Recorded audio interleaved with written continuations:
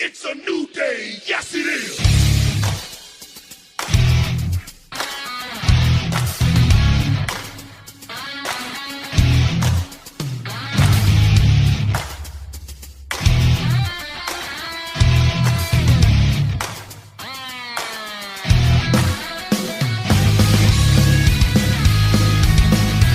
What's up, everyone? Back at you once again for the Weekend Wrestling Podcast. It's D. Harris. And your boy, Joe Reynolds, a.k.a. Just Joe. Just Joe is back again. Back again. We had a good show. The last two times we sat down together. It's been filling in for Luke Janisco and Casey Church. My two cohorts that are usually right alongside me. I miss you guys. You guys are legends, man. We're gonna have to have a 4-man panel one day. Just like that. That's gonna be awesome. Like we just gotta get all the schedules to match up. Yeah. But yeah, we're gonna jump into WrestleMania 34, and like I said on our NXT podcast, we're gonna go through the highs, the lows, the ups and the downs. Because this show was very up and down for me. For me. Yeah. Well, there were some... Okay. Me going into this, on paper, like, there was one particular match that I was just dubbing the shittiest match of the night. And that particular match ended up being one of the best matches of the night, shockingly. All right. Well... We're going to go through the entire card, starting with the pre-show. Matt Hardy, I'm going to touch on this stuff a little bit. Matt Hardy, Woken Matt Hardy, won the... You just deleted what I was saying. That's why I cut off. I'm kidding, man. But Matt Hardy won the Andre the Giant Memorial Battle Royal, which is a mouthful to say. They need to just shorten that to like the Dre or something. Like that would be a lot better. But he won it with some help from Bray Wyatt, who came back from the lake of reincarnation.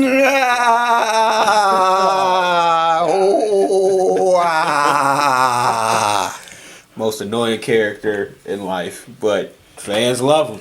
Well, he took him to his ultimate deletion. Yeah. Gotta love that guy, man. Matt Hardy won. Well-deserved win. Gonna see where that storyline with him and Bray goes now. I think they're gonna be teaming up, and even Jeff Hardy embraced him on Raw. Yeah. Obviously, we're recording this after WrestleMania. We're a little behind, but we're still going to give you our reactions and everything for this. Matt Hardy and Bray Wyatt actually teamed up on Raw to advance to the tag team tournament. So very interesting to see where this goes. We had the Cruiserweight Championship Tournament Final to crown a new Cruiserweight Champion. Mustafa Ali and Cedric Alexander went one-on-one. Yep, and Mustafa Ali had an ill entrance. I loved it. I mean, I've seen a lot of people giving him shit for, he looks like Glacier from WCW. Like, shut up. That entrance was awesome. That mask was dope. Yes. Lord knows how much that was, because that was LED lights everywhere.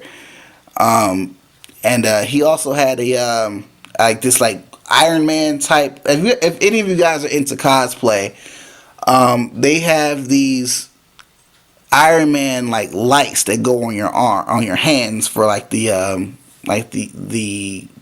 armor hands that go. The Iron Man uses repulsor ray. Yeah, repulsor ray. It looked like that, except Mustafa Ali had it as an actual laser, and it was blue, and it was really, really cool. And he came out with that flashing on his hand as he came out to the ring.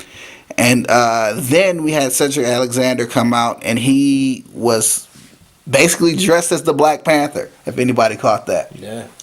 So the story here was the heart and soul of 205 Live with I think Mustafa was considered the heart of not NXT, I'm sorry. Of 205 Live, with Cedric Alexander being considered the soul. So that was the story of this match, the heart versus the soul. And a lot of bro moments in this match because they kept saying that. Yeah, yeah, especially near the end, it was like heart, soul. But it was a really good match, man. And I just hate that the fans. This was a solid match, and I just hate that the fans weren't as engaged in this match as they could have been, and I know that's because of how 205 Live has been over the last year before Triple H decided to take it over or was given the reins by Vince McMahon to take it over. So it was considered to be like one of those very middle of the road, maybe less than. People perceived it as, I can. That wasn't even it wasn't a B show or a C show. It was a D show at that point. Yeah. But this match, I think if this match was on a takeover, it probably would have been getting This Is Awesome chance. The fans were into it at certain points. We seen a Spanish fly at one point, which is like a C4 off the top rope from Mustafa, and they tore the house down. But unfortunately, I feel like with the crowd not being as involved as it could have been, they tore the house down when nobody was watching. But Cedric Alexander wins, and he's the new Cruiserweight champion.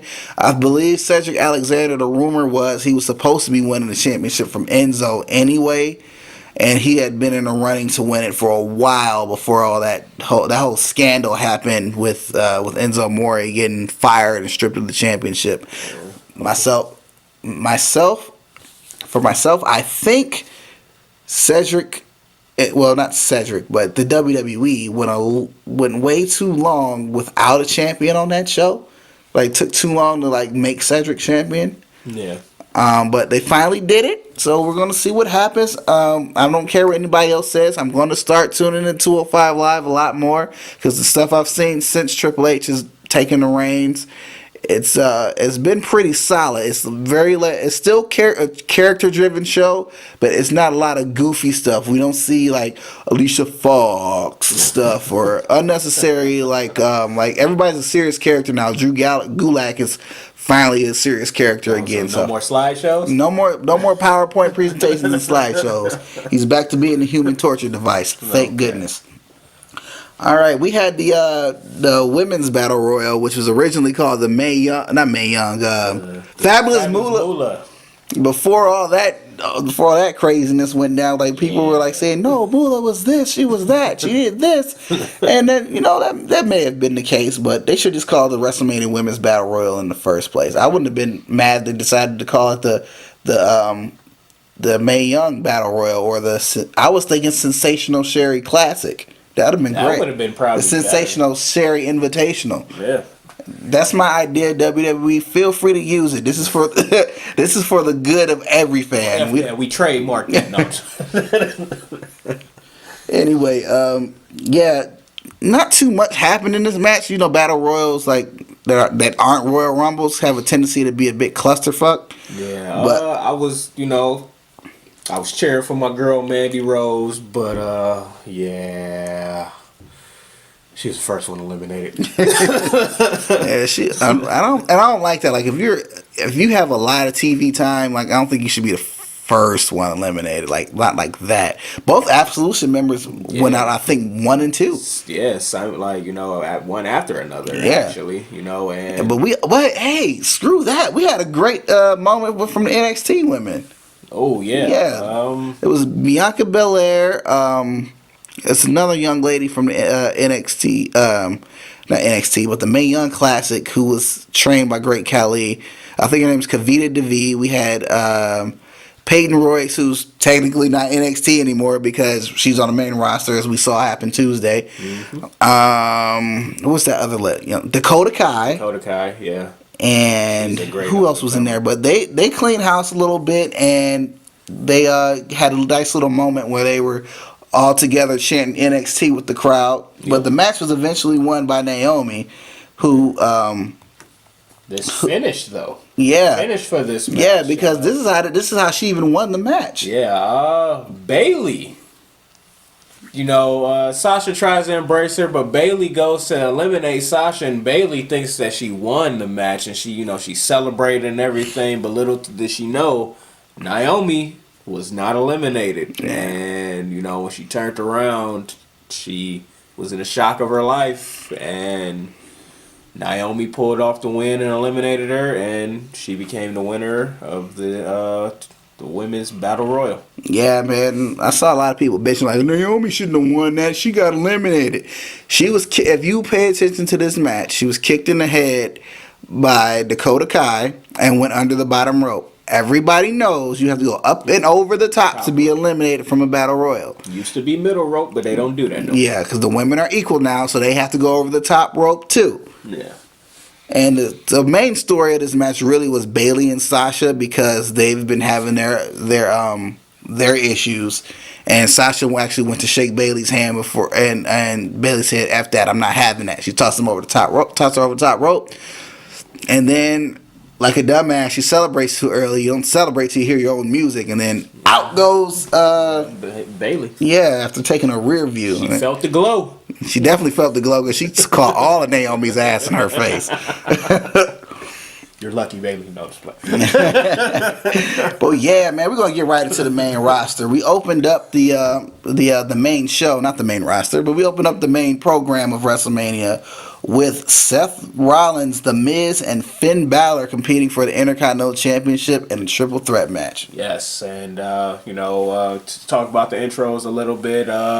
My boy Seth came out. I'm assuming that he was supposed to be the Night King from Game of Thrones. You probably don't follow the show, but that was pretty interesting. Miz came out dressed like I want to say a Naruto ninja, maybe. That looks exactly like that's what he was. And then Finn Balor had the LGBTQ tribute on his Titantron and his gear. No demon this at WrestleMania at all. I figured if we were gonna get the demon, like WrestleMania would be the time to do it, but they didn't build up to it. I guess the demon would be maybe the demon is a good thing to use for maybe a one-on-one feud. Yeah. And I don't think they want to beat Finn Balor as the demon if he's not gonna win. So I guess they want to save it. But if he never does it, if we don't see it within the next few pay-per-views, then they're probably like, because I don't know what his standing is on the card. But this is not, the last 6 months have not been good for Finn Balor at all. They haven't.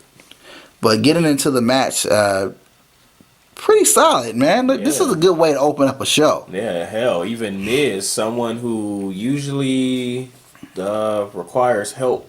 I mean, I like the Miz, but the way that they've built his character, he's used help to for all his matches, and he had the Miz Taraj hang back while he defended his title by his lonesome. But I think character change. He just had a baby. Congratulations. The storyline is like he's a new man now. Yeah, basically. But starting out the match, had a little tug of war, not a tug of war, but trying to figure out, okay, who should I go at? But they great solid match. They all went at each other. Miz came out. He did his thing. High points of this match were more so, Seth Rollins and Finn Balor. Top rope match. What word am I looking for? You talking about the coup de grace or the frog splash? Yeah, like a little bit of both. Okay, because those two moves in particular were pretty solid. But the ending of this match, we pretty much saw Finn Balor hit a coup de grace on Miz, and then got curb stomped as he was trying to roll Miz over. Got curb stomped into Miz's head, and then Miz got a curb stomp, and now we got a new Intercontinental Champion and Seth Rollins. Seth freaking Rollins. Yes, and now he's another name notched on Grand Slam champion. I mean, the other Shield members got it. I mean, so he needed it now. So, congrats to Seth Rollins on that one. Okay, we had Streak versus Title. We had a singles match for the SmackDown Live Women's Championship as our champion Charlotte defended against the undefeated Empress of Tomorrow, Asuka, who had a really cool 3D. It was only for the people at home, but she had a really cool 3D design over her her entrance on the TV on television.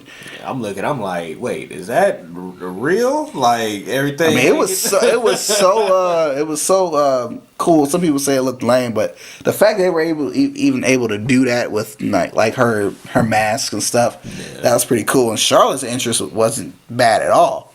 Yeah, she came out as the queen, all in gold. Yep. I mean, it started with Ric Flair's original theme when she was coming out. Mm-hmm. And then transitioned into hers. But this match, this was a good match. And it ended, like, not to like give away the spoiler just quite yet. Like it ended in a shocking way for me. But these two, man, like they gave their all. They tore the house down. This is probably the best women's match in the history of WrestleMania, especially in recent memory. But like they gave their heart and soul in this match. Asuka came out swinging, Charlotte came up swinging because they both had something to prove. Asuka being that in order to be the woman, you got to beat the woman. And then, Charlotte just, overall just having to defend, her title. Because despite she was the champ in this match, she was the underdog. She was considered the underdog. I'm just hastening to the finish of this match because the finish, to me, I think was the wrong move. Because I don't think Asuka should have been losing. Like, she's been undefeated for like 2 years. Yeah. I got you on that. I got you. The thing is, though, a lot of fans aren't familiar with her yet because not everybody is able to watch NXT. Yeah, so when people say, "Oh yeah, she run roughshod over NXT," like people don't know some people don't even know what NXT is. So she's had only maybe a few months of this streak on the main roster. When did she get called up? In October? It's April. Like. I mean, I would have had that. I would have had it run into SummerSlam. I don't think Asuka needs a title right now, but if you want to have anybody beat her, it should have been somebody who could really, really use the win. I'm not mad that Charlotte did it, but I just think right now the timing was off. I'm happy. Like, I'm not mad with the finish because I didn't expect a tap because she did submit her. Yeah, but I'm glad that Mystique. That undefeated Mystique is gone because now you have that unpredictability for Asuka matches in the future. That's why I wasn't too, bent up out of shape about her, finally losing. Because matter of fact, besides Charlotte, I don't see any, like right now, no other name comes to mind. Maybe Sasha, but still she's beaten everybody else. But Becky Lynch didn't. She hasn't. I don't think she's ever faced her. But Asuka's beaten everybody else that's been brought her way. She's beaten everybody from NXT to the main roster except for Charlotte. And the thing was like this. First of all, this was considered a dream match. But the thing was like, even going back to NXT, like. They kind of had to turn Asuka heel a little bit in NXT because she'd even beaten like the top heels at the time in NXT, which were Peyton Royce and Billie Kay, and she beat them several times. Oh hell! So there was no way. I mean, and I think when Asuka got hurt down there, they used that as an out to have her drop the title and allow her to heel, and then come to the main roster. So, I mean. I don't know, man. I got a lot of mixed feelings about Asuka losing this match, but it just depends on what they do after. I know. At least she didn't lose via cash in. Yeah, because that's what bothers me about it. Because if you guys saw SmackDown earlier this week, Charlotte's not the champion anymore. Peyton Royce and Billie Kay, they kind of came out and beat her up really, really bad, and Carmella capitalized on that. Now Carmella's the SmackDown Live Women's Champion. So, and I'm not mad at that result neither. But it kind of makes me feel like they wasted Asuka's streak. a little bit. So now, like, and Asuka wasn't on Raw or SmackDown this week. We really don't know which show she belongs to at this point because she was on Raw and then decided to challenge somebody from SmackDown. Now, normally, if you beat that person, you're on that show, but she lost, but she wasn't on Raw. So what's going on? Now we got a superstar shakeup happening next week, and we just we'll maybe find out definitively where we're gonna have to wait, or maybe they'll just keep like, okay, you know, this mystique of like not a free agent, but you know, getting her to show up on both shows until she definitively finds her spot. I don't know what they're gonna do. I really don't know. I wouldn't be surprised if she just popped up on SmackDown next week and they're trying to let the whole Asuka lost thing just die down. Yeah. But that was a downer for the show for me. Let's move on to another downer. This was a good TV match. This was not a WrestleMania quality match. And I'm talking about this could have been pre-show. Yeah. This could have been pre-show. The United States Championship match. And I've always been a fan of the U.S. title as a championship. I always thought that it looks great. And Randy Orton carrying it into WrestleMania, I don't think should have happened because I don't think he should have beat Bobby Roode when he did. I think he probably should have been in a feud with Bobby Roode over this championship.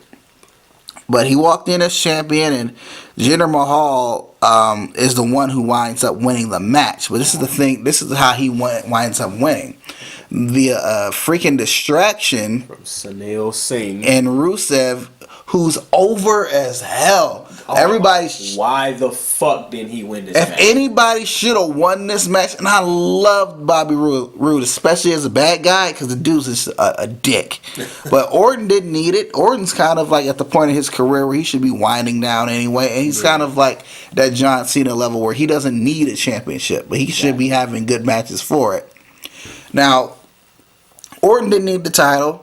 I think Bobby Roode should have been the one to actually walk in as champion if they were going to not keep the belt on Orton in the first place.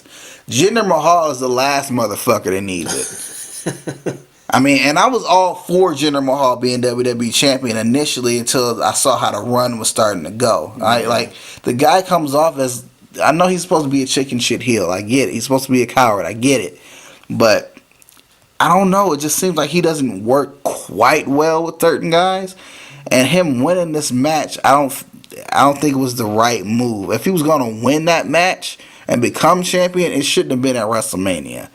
They could have Rusev. To me, this was definitely Rusev's time, and I'm not sure if Rusev has won at a WrestleMania event yet. Because his first one he lost to John Cena.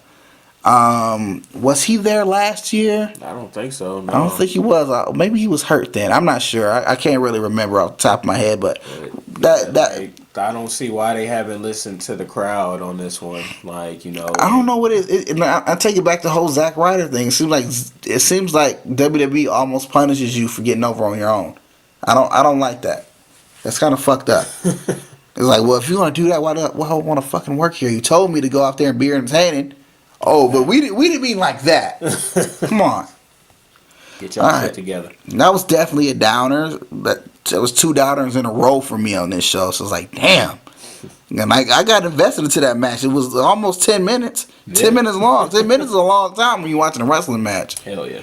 Anyway, the match that everybody really wanted to see and was really talking about was Kurt Angle teaming with Ronda freaking Rousey. Versus Rowdy Ronda Rousey. Versus Triple H and his wife Stephanie McMahon. Let me talk about Triple H real quick. I don't mean to cut you off. This motherfucker want to be cool so damn bad. This dude coming out on motorcycles and shit, wearing leather jackets. He want to be cool so damn bad. Like you. And you know what? Like, maybe that's the benefits of being married into the family, but they always go out of their way for him to be extravagant for his intros. I don't know, man. Like, I would like to see Triple H really, really just hang it up. It's time. Guys like Undertaker and guys like Triple H just have got to. They got to go. But this was clearly the most entertaining and probably best match on the show. Yeah, and this is that match that that shocked me because the build up for it, I wasn't too much interested. The build up for it was very up and down because we couldn't bless her heart, and I know that she's just getting started out. But Ronda Rousey she doesn't come off bad on the microphone, but she comes off very, very awkward, and the way she comes off awkward makes you as a viewer feel awkward. It's like, hold on. But when she does get into like, I'm gonna break your arm shit, like, and I blame this on everyone having a scripted promo, like instead of just having like come off the cuff and speak from the heart like they used to. Mm-hmm. And I know it's a format you gotta. I get it. Trust me, I get it. I've worked in television before. I get it. But for somebody who's just coming, she's green as grass. Oh yeah, definitely. Yeah. I mean, she's been in movies. She's acted before. I get that too. But WWE is different. They want you to say. They have people writing for you, saying shit in a way that you would never say it. Exactly. I mean, I remember CM Punk saying like, anytime somebody would hand me a script with some shit that they think I should say, I would just rip it up in their face to prove a point, because it was I wouldn't talk like that. Right. Like let me be me, and like I said, this very shocking. This was a good match, man. Oh yeah, Ronda. The first few minutes started off basically with Triple H and Kurt Angle going back and forth. Stephanie doing her little underhanded tactics. Her underhanded tactics. Like just watching the match with Stephanie doing everything she did, you couldn't wait till Ronda Rousey got on her hands on her. And as soon as she got that tag, she came in like a house of fire. Hunter! She was screaming for Triple H, who was on the floor, and Ronda Rousey got in there and started taxing her ass. Yes. She was tearing her ass up. And then Triple H at one point yanks Ronda out of the ring, which in mixed tag rules is not an intergender tag. And mixed tag rules, that should have warranted a disqualification. But since they run the place, and they did tell the referee, remember who you work for. Yeah. So everything flew. And hell, at one point in time, Ronda Rousey gave, Braun Strowman, she gave Triple H them hands. She gave him the business, man. So everybody who was trying to say Ronda Rousey couldn't punch, man, hey, she was tagging that boy. She even hit an amazing rolling clothesline on Stephanie. Yeah. That looked really good. She locked in a couple submissions on Triple H. Hell, she even put him up on her shoulders. Yeah, she's gonna do like put him up on the shoulders. That's what got me. Yeah.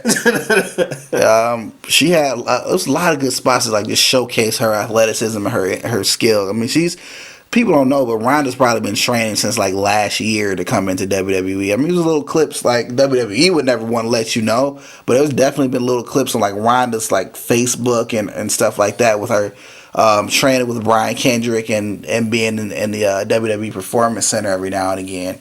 Yeah. So that's why all those talks are coming around, especially when the Mae Young Classic happened and Shayna Baszler showed up there and Ronda was in the crowd.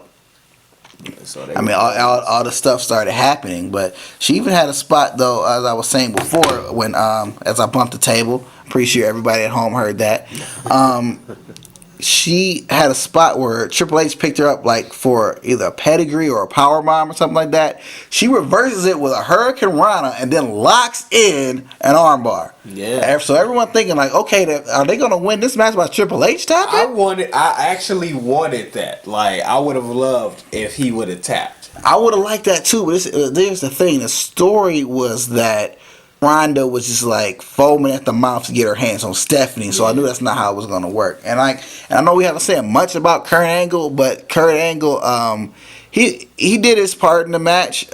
He was definitely not an afterthought. He had some really nasty suplexes he put on Triple H. He actually locked Stephanie in an ankle lock at one point. Yeah, taking it back to like the Attitude Era, man, when he was giving her ankle slams and stuff. Yeah, and there was one cool part where they had Ronda.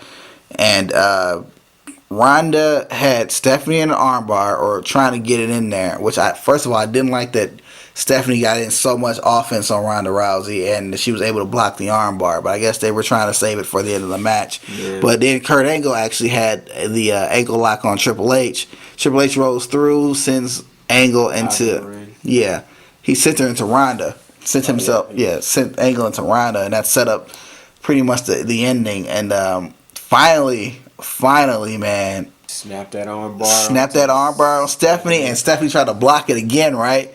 But Ronda like angles her shoulder through Stephanie's hands, locks it in. Stephanie taps immediately. Phenomenal match. Kurt Angle and Ronda Rousey, man. It went around 20 minutes, something like that.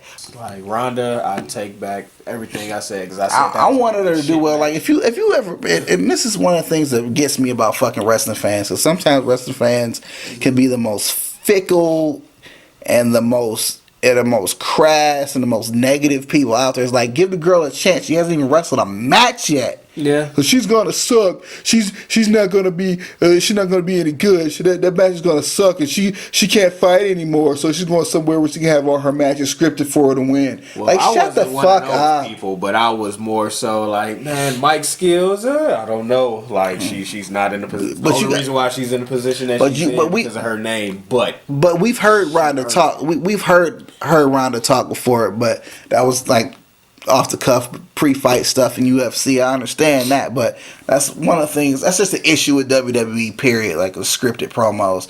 Some people don't have scripted promos. Like I think they're getting away with that. Getting away from that a little bit. With Roman Reigns, because he's talking better. John Cena doesn't have scripted promos. They got the idea with CM Punk. Like, okay, we should be giving him shit when he was there. We can't give him a script anymore.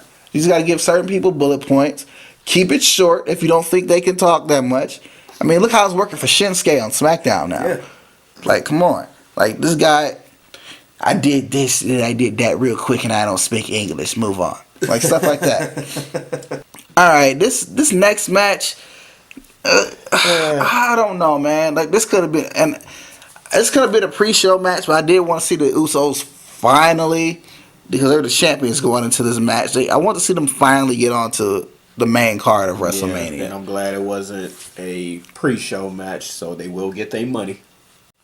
Yeah, but the thing is, this match wasn't effective. It was effective in putting up, because they defended against the Bludgeon Brothers and the New Day. Shout out to Xavier Woods for playing the Dragon Zord theme on the way to the ring. Oh, yes.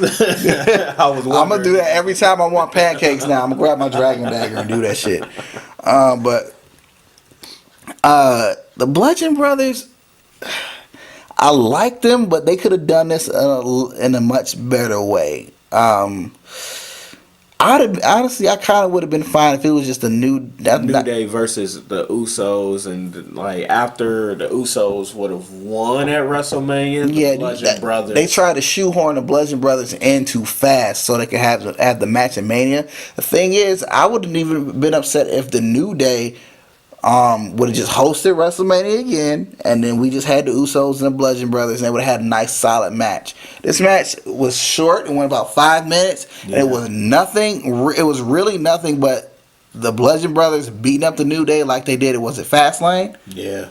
This is pretty much the exact same thing, except it was a match this time, and the Bludgeon Brothers won. And I think they put them over as a dominant tag team, but the crowd didn't care. They were still burnt out from the Rousey and Kurt Angle and Triple H and Stephanie match, and I mean, it just wasn't that good to me. And all these guys, they perform a lot better. The Usos are the best tag team on the planet, in my opinion. Nobody can touch those two. And when you mix them in with the New Day, like, you get that is perfect chemistry right there. Yeah, so we gonna hasten on, man, because I'm not gonna spend too much time on that. That was like you can tell they put that in as a buffer in between segments. So basically, like, as everybody knows, John Cena has been calling out The Undertaker for like the last month because he's been trying to, quote unquote, I'm just trying to get to WrestleMania.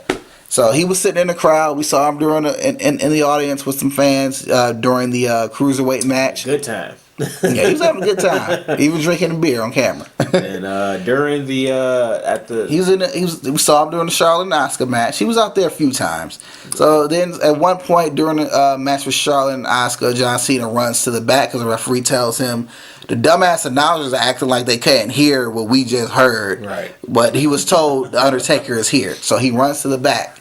So at this point in the show, after that tag team match we were just talking about, he comes out and expects the Undertaker to be there. Another referee comes out and says, oh, the Undertaker's not here. So we're doing this big spiel about the Undertaker not being there. Elias comes out. He sings a song.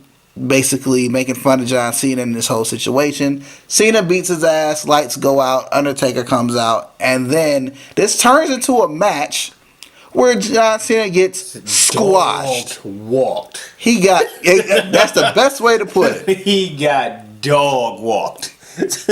I haven't seen Undertaker do the old school in a while. At least I don't really pay attention to his matches anymore since the streak. But Undertaker looked good, and he beat the shit out of John This wasn't Cena. even close. This was like a minute. Like this was the This was more of a segment than it was a match. Yeah. It's kind of like about 2 or 3 years ago when The Rock, Hogan, and Cena, I think, were all in the ring. No, it was just Rock and Cena. They were all in the ring together, and the Wyatt family came out, and it turned into an impromptu match between Rock and Eric Rowan, and Rock beats him in like 30 seconds.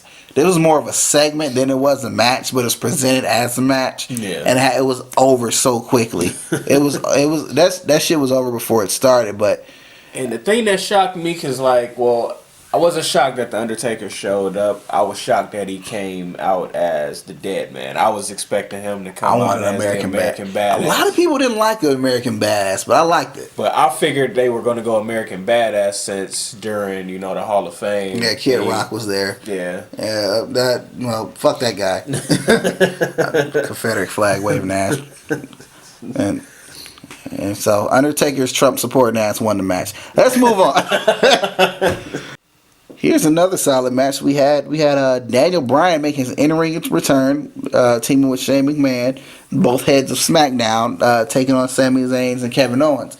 Now the thing is, Sami Zayn and Owens would win their jobs back because they were fired from SmackDown. Yep. So if they won the match, they'd be rehired and this wasn't considered a sanctioned match. Technically, should have been because they're not employed. You know what I mean? But they would. But the thing is, they stay fired if Shane and Daniel Bryan won. But the big story here is where, first of all, Shane's punches haven't gotten any better. But Daniel Bryan gets powerbombed on the ring apron at the very beginning of the match because Sami Zayn and Kevin Owens just.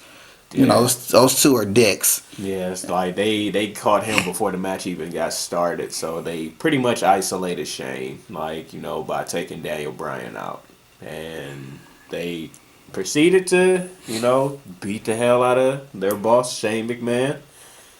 But I think at one point Shane was about to be pinned. The match should have been over at that point, but Daniel Bryan, who was being tended to by medical staff after the power bomb on the ring apron, jumped back in the ring, broke the pin, and proceeded to go medieval all on Zayn and Owens' ass. He hit all his big spots, all the big moves that we remember Daniel Bryan hitting. The corner drop kicks, the yes kicks, the top rope drop kicks. One thing I don't remember him doing was a suicide dive to the floor. Did he do that? I don't recall. I don't think he did. He did the running knee off the apron. I think he did dive through the ropes. Okay. I couldn't remember. You think a guy who suffered from the many concussions wouldn't try to risk it. Yeah. He didn't really seem to have toned down his style at all. And we even saw, for those who watch Total Divas, he's still been training. He never gave up hope that he could wrestle again. Especially after he gotten cleared by every doctor known to man. This is before WWE sends him to a list of doctors to get cleared by.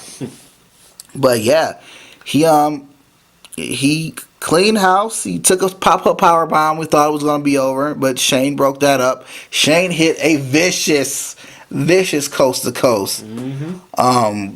I don't even know why I call it a coast to coast because Rob Van Dam invented the move. It's called the Van Terminator. He hit a Van Terminator on wrestling purists, folks. Yeah, on who was it? It was Sami Zayn. He was hanging upside down in the corner. Yeah.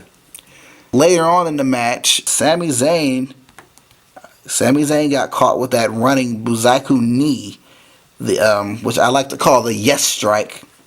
If you use that, you got to give me some money, WWE. And Daniel Bryan, you too. He nailed Sami Zayn with it. And did he pin? He pinned Zayn. Okay, yeah. He hit Sami Zayn with it and locked in the yes lock. Yeah. and that's what resulted in the win. And resulted in Sami Zayn and Owens staying fired from SmackDown to compete against each other for a job on Raw earlier this week.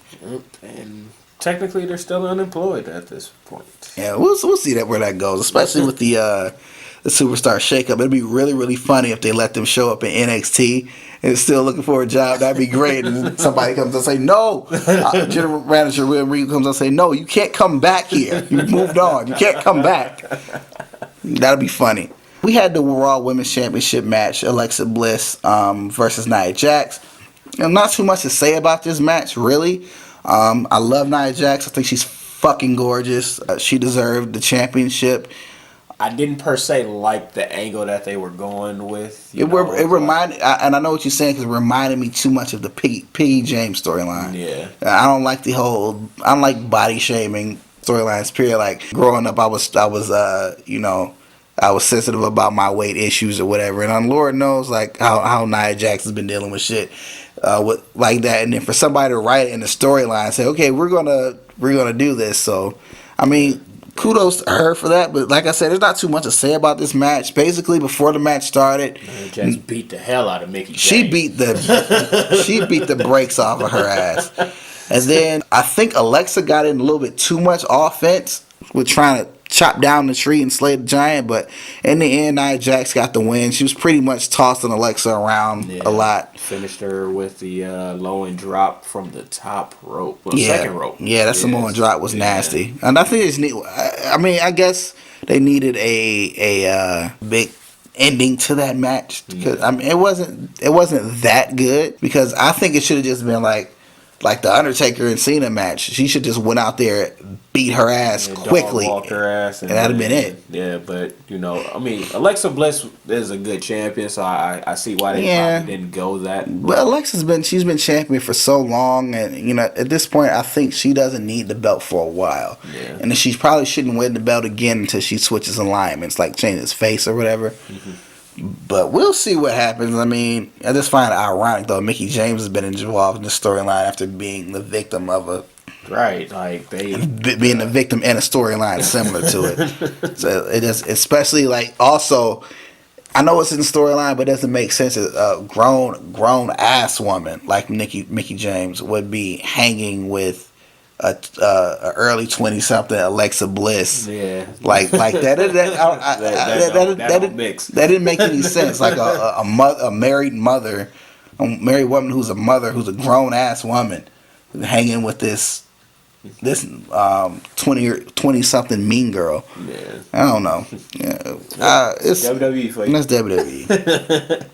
Now here's another downer for me on the show. Man, this was supposed to be the match of the year. It was supposed to be, and I love Shinsuke and AJ Styles to death. Don't get me wrong. This was not a bad match. It was not a bad match. Oh no, but still, I had high hopes. Yeah, like, let's put it this way. I really enjoyed the match. The fans weren't engaged in it at all, but I really enjoyed the match. But I liked AJ versus Shane McMahon better than this. Did not like this year.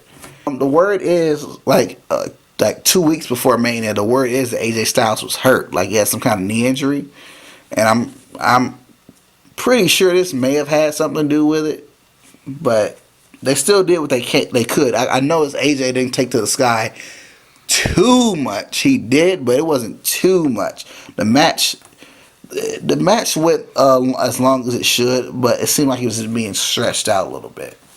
It started out slow. There was a lot of slow parts of this match, and neither one of these guys are like methodical, slow heel wrestlers. This was a face versus face match. Yeah.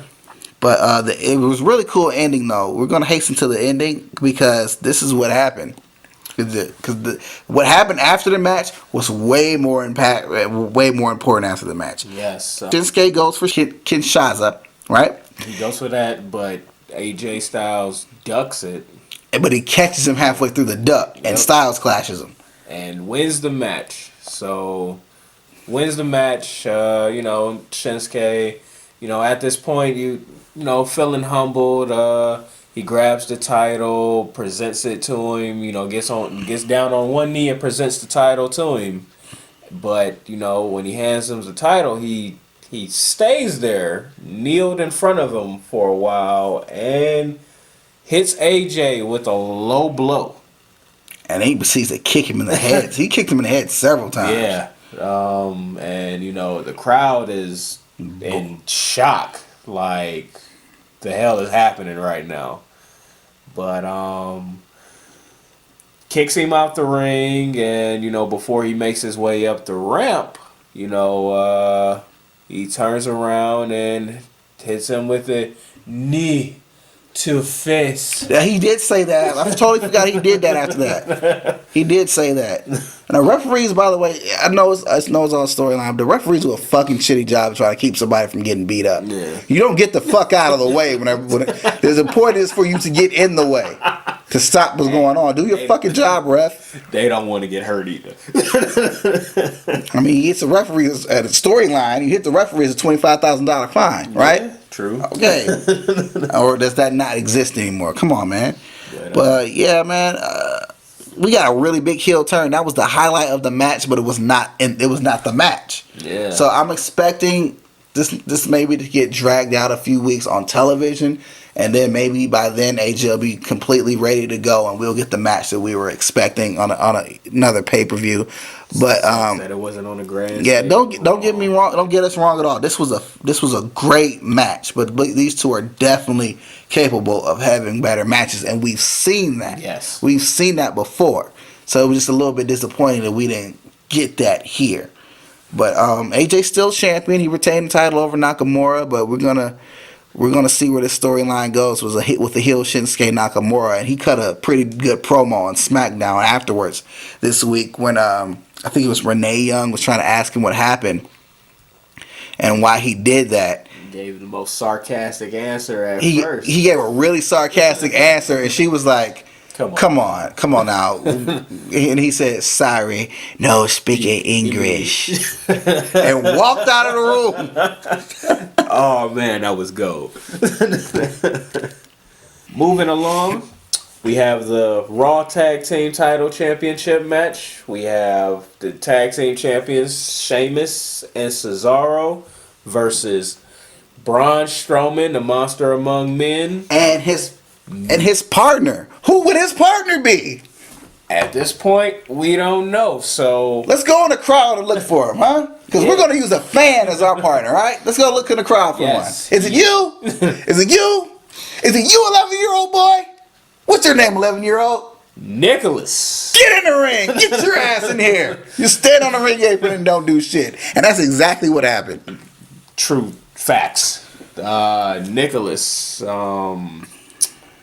basically a little kid, was, Braun Strowman's tag team partner. You know, Sheamus and Cesaro looking like, what the hell. But didn't matter because... he did tag in at one point. Yeah. But Cesaro was looking at him like, he said, you take one step towards me, I'm cutting the shit out of your little ass. He tagged right back out. But Sheamus, not Sheamus, but Strowman gave him them hands. And they won the tag team title. This wasn't long at all. This is probably like 4 or 5 minutes. What was the official time on this match? 4 minutes. The segment with him looking for a partner in the crowd probably took longer than that. Yeah. So the whole segment itself was probably like 10 minutes. The match itself was like 4. And you know what? I like this was a good WrestleMania moment. Like, just giving it all, fans didn't like this because, they were, I guess, comparing this to the David Arquette situation I think WCW. I do think it makes Sheamus and Cesaro look a little silly, but they are a little bit of a silly tag team sometimes. So it won't hurt them too much. I don't think it'll hurt the belts as much because on Raw, Nicholas and Braun Strowman relinquished the titles because Nicholas is still in the 4th grade, okay? So plus, this ain't the first time Sheamus decimated a tag team by himself. I believe he did it to Seth Rollins and he did it to him as individuals. But still, it's Braun Strowman, folks. Yeah. Braun Strowman's getting over to the point where lifts ambulances. Yeah, he's done the most ridiculous feats of quote unquote strength on television. Yeah. He's had some of the most ridiculous over the top moments on TV. Trust me, if you're mad about his partner being an 11-year-old kid, go. You should be happy. You got off easy. You got off easy.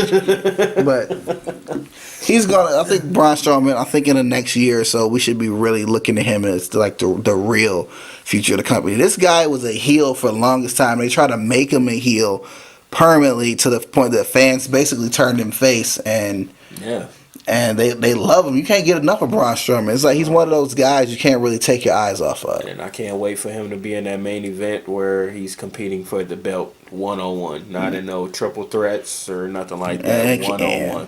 Yeah, and I think that day is coming soon. But first of all, he had to get a WrestleMania win. It was great to see a belt put on him, and even if it was only for like 24 hours, whatever. I mean, it's still Braun freaking Strowman. We're coming out of WrestleMania right now, so when you come out of WrestleMania, that's like the reset button. Yeah. WWE's years always start and end with WrestleManias. Let's put it this way. Let's see what happens by SummerSlam, see what they're doing with them, then we'll have a real idea of what direction they're going in. Mm-hmm. So here we go with our main event of the evening. For the WWE Universal Championship, we got Brock Lesnar versus Roman Reigns. It's a match we saw coming a mile away. Yeah. We knew this was happening. We knew this was going to happen again the second Seth Rollins did that cash in, and they wouldn't shut up about. Remember they kept saying how if Seth Rollins wouldn't have cashed in Roman Reigns, he was on his way to beat Brock Lesnar. No, the fuck he wasn't. He just got F5'd again right before that happened. He went to Suplex City that day. Seth Rollins gave him a mercy killing by taking, that title from him. Mm-hmm. But, not this time. Shock ending on this match too, because they built up this monarch. Oh yeah, because Brock Lesnar will be going back to the UFC pretty soon. Supposedly, yeah. But then he renewed his contract apparently. Brock Lesnar's got to be. I mean, get your money, my dude. But to me, I think he's got to be one of the most spoiled talents by WWE. Don't get me wrong. I know a lot of guys in WWE. They would love to have his schedule. He doesn't have to show up every week or whatever, and he kind of gets to do what he wants, and he gets to be the champion. I kind of forget Raw has a fucking heavyweight championship. Yeah, it's like that, and that's the exact problem. Like the guy's been champion for over a year, which if you're not a full-time talent, in my opinion, you shouldn't hold the title that long because you're not on TV, but like once or twice a month. Right. By him not being on there, I mean, the show is great, like, without him. So, I mean, it sucks because it's like, well, shit, do you even really need the Universal title? The thing is, like, Brock Lesnar's, like, kind of overdone. This is being a detriment to the rest of the roster for guys who really need that chance to grow and get into that upper echelon, that upper level of being a main eventer. And they have it looking like nobody can beat Brock Lesnar. Even the guy they put him up against this year who's supposed to be the hero. Yeah. I mean, come on. Like, I thought this was going to be, redemption for, Roman Reigns. Despite, and it sucks, man. Like, no matter what this man does, unless if they turn him heel, I'm hoping that if they ever turn him heel and then becomes a face again, he'll win the crowd back. But right now, he can be against the most hated person in the world, and people will cheer for the most hated person in the world. This is the thing, and I always bring this up. Back in 2014, Reigns was still in the Shield. Reigns was getting over so big, and he was still in the Shield, but you always heard chants of Roman Reigns all the time. They even were rooting for him to win that Royal Rumble that year. The Batista wound up winning. Yeah. And then they got behind them late in 2014 and tried to get them over their way when he had already got over organically on his own. And that's where the problem started. They started pushing them and shoving them down our throats several times. Yep. By the time WrestleMania rolled around, nobody cared about Roman Reigns anymore. Yeah, like we don't want this man. We started getting after that WrestleMania, he lost to Rollins in that triple threat with Brock. We started getting those terrible promos, tater tots, suffering succotash. I'm not the guy. I'm not the bad guy or a good guy. I'm the guy. Oh, and that would have been fine if he only said that once, maybe twice. But he said it every fucking week. Yep, that became his gimmick, and it was just fucking annoying. And he was coming off so awkward on camera. Like Roman Reigns, it got to the point where Roman Reigns didn't sound like he looked, and that's a problem. Like he looks like this big badass, but he comes off like he's one of those kids that need Adderall or something. But moving into this match, This was a Suplex City match and an F5 match. Like Brock dominated. I mean, what more can I say? This was basically the match he had with John Cena at SummerSlam. Yeah, and hell, even one point, Roman Reigns was bust open. Yeah, he leaking. Yeah, this was late in the match. Brock Lesnar, if you all recall, it was that time where Chris Jericho got really pissed at Brock and got in his face backstage for elbowing Randy Orton in the head to the point he was gushing open, cut open. He did that to Roman Reigns in this match. He elbowed him to the point you could actually hear it.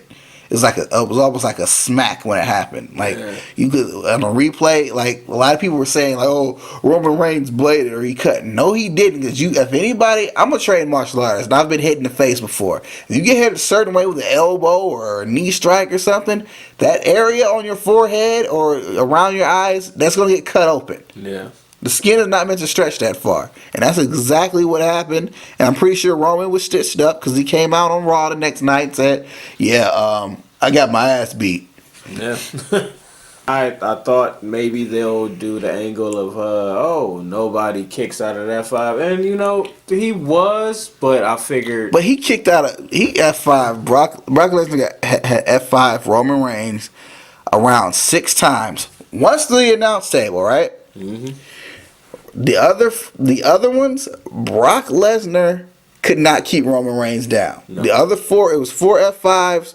It was 5 before the finish. The other 4, combined with all those German suplexes, because he dropped the Reigns on his neck several times. It was one of the reasons Brock Lesnar also has a reputation for being reckless with some of the guys out there, but he probably doesn't care. Nope. But yeah, he F5'd him like 4 other times in the ring, and Lesnar could not keep Reigns down. Reigns kicked out of every single F5 up to that point. I mean, he hit some spears. Reigns hit a scoop spear on the floor. It was carried him over carried Brock over the table. Mm-hmm. He hit like 2 other spears in the ring, and there was one point after Reigns was bleeding, like you mentioned before, that he nailed some Superman punches and hit a few spears. He got some offense off after he took those nasty cuts, but Roman Reigns, we thought he was going to hit that same spear that he hit when he was taking on Braun Strowman when he hit the ropes twice. Yeah. But here comes Brock. Just scooped him. F5? The 6th F5. That was F6. 1, 2, 3, game over. Shocker, because we thought this was for sure. Like, okay, they've been pushing Roman Reigns hard, and now he's in the main event of WrestleMania again. They're going to put the title on him. That's not what happened. Brock Lesnar retains for some fucking reason. It's time, man. It's definitely time for that belt to be taken off of him. Yeah, I mean, like he's an attraction. I don't think you could, like, when people are a special attraction, I don't think you can put the belt on them. I think that should only go to people who are like there all the time. That you can actually like start developing long-term storylines around. You can't develop a storyline with Brock Lesnar when he's not there. Right, and when he's not a fan of traveling and pretty much everything that your career depends on. Oh yeah, I don't like this. Okay, cool. We'll bend over for you. Yeah, so Vince's boy. Yeah, well, that was basically WrestleMania for us. What would you? I mean, we gave NXT. We both gave NXT Takeover New Orleans an A. What would you give it? What would you give WrestleMania? C plus, B minus, maybe. I'd say B minus. I mean, that's being a little nice, but I would definitely give it a B minus because it was. To me, the card for this show was stacked. Yeah. But first of all, the show was way too long. I mean, I know our podcast wasn't that long, but WrestleMania was 7 fucking hours. Man, that's way too long. I didn't finish WrestleMania that night. I left at 10:30 after the Daniel Bryan match, and then when I got home, I'm like, hold up.